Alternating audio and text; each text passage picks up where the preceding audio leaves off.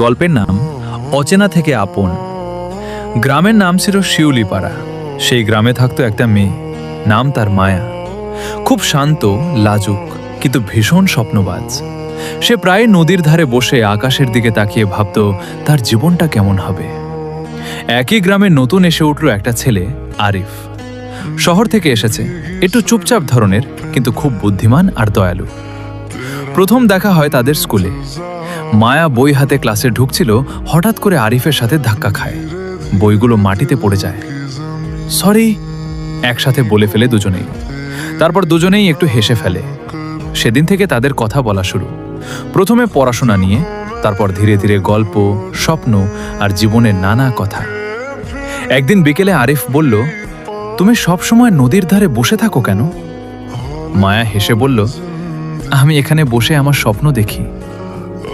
আরিফ একটু চুপ থেকে বলল, তাহলে আমিও আজ থেকে এখানে বসে আমার স্বপ্ন দেখব। সেই দিন থেকে তারা প্রায় প্রতিদিনই নদীর ধারে দেখা করত।